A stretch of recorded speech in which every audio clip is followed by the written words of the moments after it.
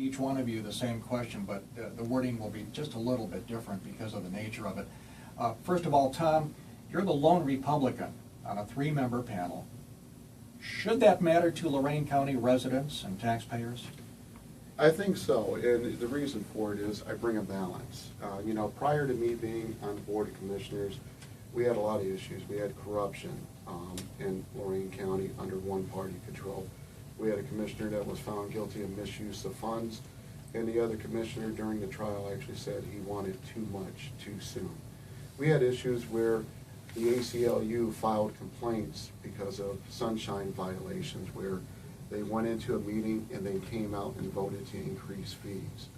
And by having somebody like myself here, I challenge the expenditures, I challenge the need for levies, and I represent the entire community. It's not about party, but it's also not about having the same good old boy network that Lorain County has had for many years.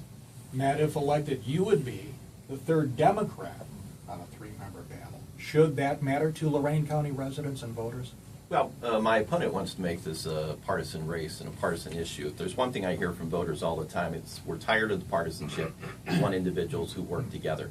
Listen, I've been a state representative in a district that is a 50-50 district, evenly divided between Democrats and Republicans. I was elected to that district and re-elected to that district several times.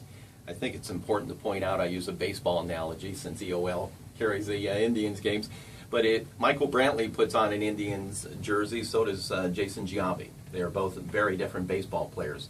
You bring different life experience to the table. You bring different decision making, problem solving, in your approaches to financial management. I am not Ted Kalo. I'm not Lori Kokoski. I have my own identity. I'm going on the commission to lead, not to follow, and you'll find that out. Tom, a follow-up? Well, I think his record down in Columbus and talking with a lot of the state officials, I know in 2011 and 2012, they were even reluctant to work with him on different bills down there. Again, I have a proven record. County Commissioner is the budgetary authority under my control, or under my term. I've gone through and reduced the budget, added additional officers or deputies, provided the service, and had an $8 million surplus every year I've been here. I'm very proud of my working relationship across the aisle.